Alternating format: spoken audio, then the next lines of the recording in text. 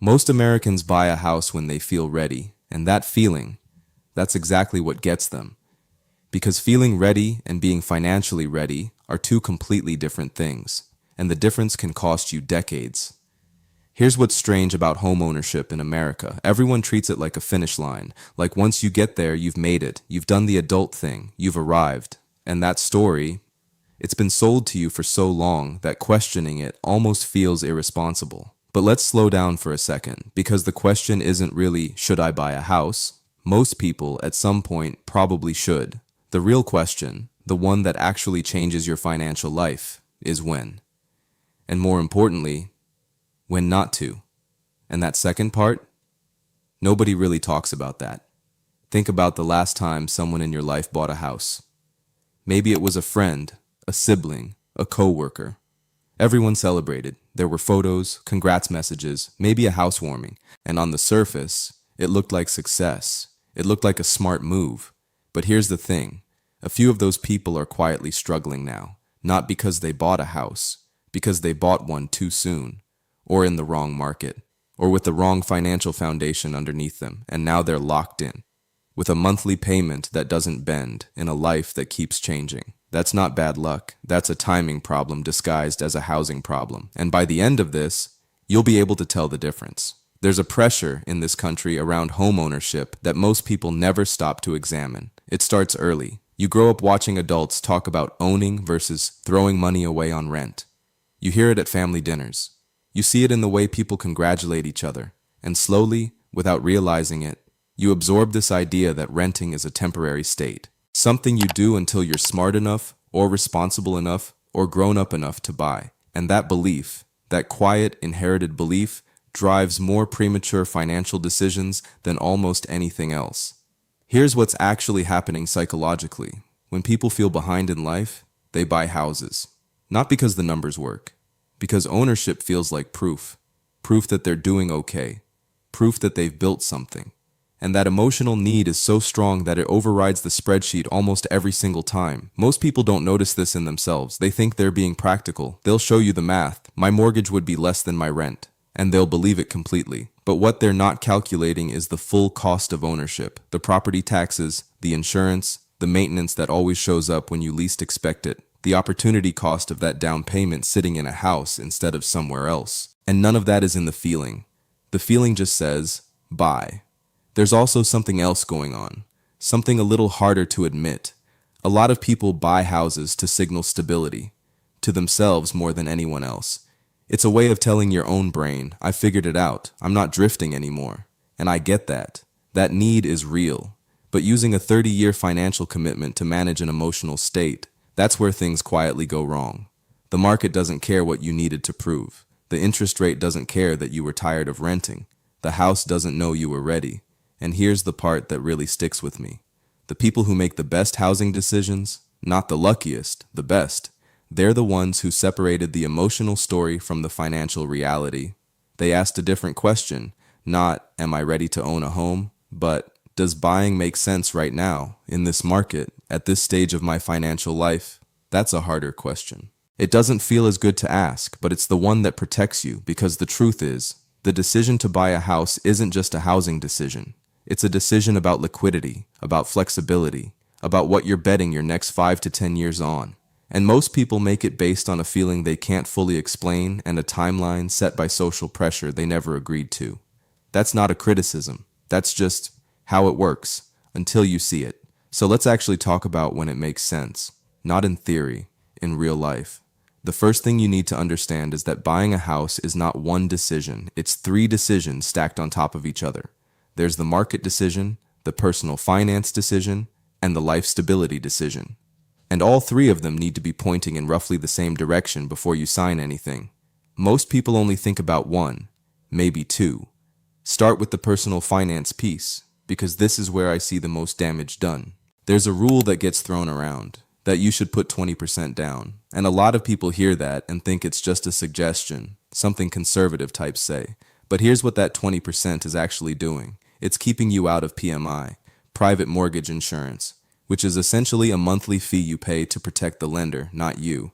It can run anywhere from a few $100s a month to more, depending on your loan, and it adds nothing to your equity, nothing to your life. It just leaves. But more than that, the down payment is a signal. It's telling you whether you actually have the financial foundation to absorb what homeownership costs. Because it's not just the mortgage. It's never just the mortgage. The roof doesn't care that you just closed on the house. The HVAC system doesn't wait until you're comfortable. Things break. Things need replacing. And the general rule, the one that holds up over time, is that you should expect to spend around 1% of your home's value every year just on maintenance. On a $350,000 house, that's $3,500 a year. Every year. Some years less, some years a lot more. If your budget has no room for that, you're not ready. And that's not a judgment. That's just math. Here's where it gets a little uncomfortable though. A lot of people buying houses right now are doing it at the edge of what they can afford. They're stretching. They're telling themselves it'll work out because it has to work out. And lenders let them do it because lenders get paid when you borrow, not when you succeed. The bank is not your financial advisor. The mortgage broker is not your financial advisor. They're telling you what you can borrow, not what you should. Those are very different numbers. And then there's the interest rate piece. Because where rates sit when you buy, that shapes everything. A 1% difference in your mortgage rate on a $300,000 loan is roughly $170 a month. Over 30 years, that's more than $60,000. That's not a small thing. That's a car. That's years of retirement contributions. That's real money with real weight. So when rates are high, and they have been, buying can still make sense, but the math changes. Your price ceiling drops. Your required income goes up.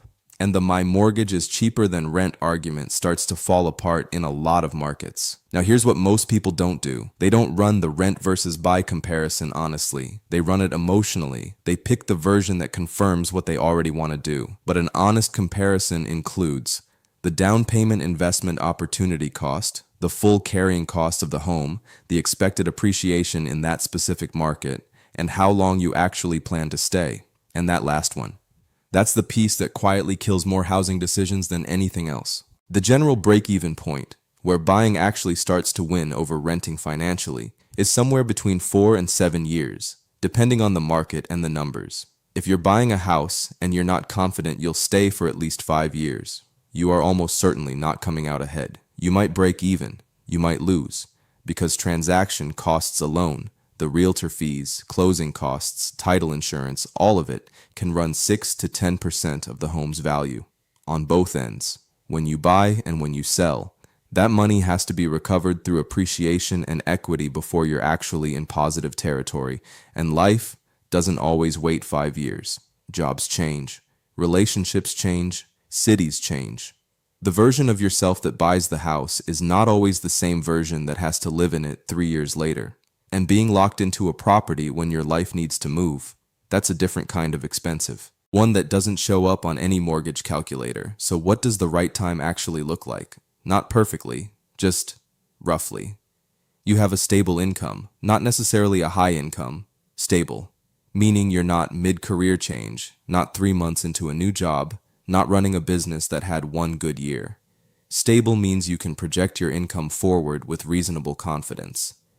Because a mortgage is a 30-year commitment built on the assumption that next month looks like this month, and the month after that, for a very long time. You have the down payment, and it didn't clean you out. That part matters more than people realize, because the version of homeownership where you drain your savings to close, and then the water heater goes in month 2, that version is genuinely dangerous. You need reserves, not just enough to buy, enough to own. Your debt is manageable, not zero, manageable. Lenders look at your debt-to-income ratio, and there's a reason for that. If too much of your monthly income is already spoken for, the mortgage doesn't fit, and forcing it to fit by stretching the numbers is how people end up house rich and cash poor. Technically an owner, practically stuck. And then there's the life stability piece, which is the hardest one to measure, but probably the most important. Are you buying in a city you actually plan to stay in? Not a city you like right now. Not a city where things are going okay. A city where you can genuinely see your life rooted 5, 7, 10 years from now. Because here's what people underestimate. The financial cost of buying wrong isn't just the money. It's the options you lose. Every dollar tied up in a house you need to escape is a dollar that can't do anything else for you. And I want to stay here for a moment, because this is the part that doesn't get said clearly enough. Homeownership is not inherently wealth building. It can be. Under the right conditions, in the right market, held long enough, absolutely. But a house you bought at the peak of a hot market with a high rate in a city you left 2 years later, that's not an asset, that's an anchor.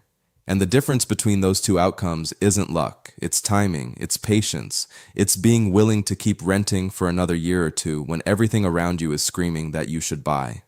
That patience is hard, genuinely hard. Because you're watching other people buy, you're watching prices move, you're feeling the social weight of still renting in your 30s or 40s, and that weight is real. I'm not dismissing it, but financial decisions made under social pressure almost never look good 5 years later, almost never. Here's something I want you to sit with for a second.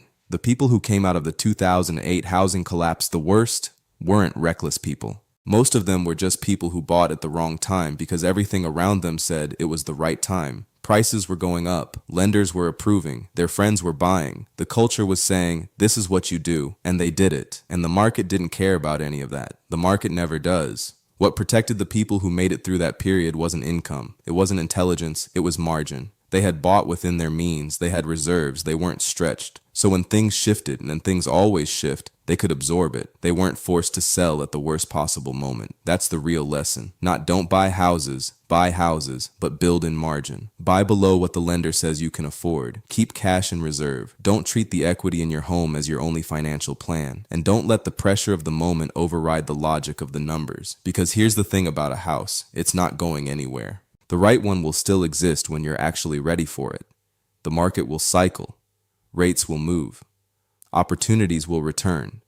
But the financial damage from buying too soon, too stretched, at the wrong time, that can follow you for years, quietly, in ways that don't show up in any single month, but that slowly reduce every other option you have. And that's the cost nobody puts in the listing. So here's where I land on all of this. Buying a house is not the goal. Building a financial life that actually works for you, that's the goal. And sometimes a house is part of that, a significant part. But it's a tool, not a trophy, not a finish line, not proof of anything. The average American is told, from pretty much every direction, that owning is always better than renting, that waiting is losing, that the market will always go up, and if you're not in it, you're falling behind. And that narrative, it has served a lot of people very well. It has also quietly buried a lot of people who believed it at the wrong moment. The truth is somewhere more honest than that. Renting is not throwing money away. You're buying flexibility. You're buying time. You're buying the ability to move when your life needs to move, without a 6% transaction cost attached to that decision. That has value, real value. And there are seasons of life where that value is worth more than equity. And buying isn't always building wealth. Sometimes it's the right move. Sometimes it's the best move you'll ever make. But only when the foundation underneath it is solid, when the timing is right, when the life you're living actually fits inside the commitment you're making. Here's what I'd leave you with. Before you buy, ask yourself 3 things honestly, not optimistically, honestly. Can I afford this without stretching? Will I actually stay long enough for this to make financial sense? And am I doing this because the numbers work? Or because I'm tired of feeling like I'm behind? That third question, that's the one that changes things. Because if the honest answer is the third one, you don't need a house yet. You need a different conversation with yourself. And that conversation, quiet as it is, might be the most financially protective thing you do this year. Most people will hear all of this and still make the decision based on the feeling. That's just how it goes. The pressure is real, the emotion is real, and the story we've been told about home ownership runs deep. But a few people will hear this and actually pause. They'll run the real numbers. They'll ask the hard questions. They'll give themselves permission to wait, not forever, just until it actually makes sense. And those people, they'll make a different kind of decision. One they won't regret in year 3 or year 5 when life looks nothing like it did at closing. If this gave you something to think about, something real, not just noise, then stick around. There's more where this came from. Not hype, not hot takes, just honest thinking about money, the way it actually works, and the decisions that quietly shape everything else. Subscribe if that's what you're looking for. And if it's not, that's okay too.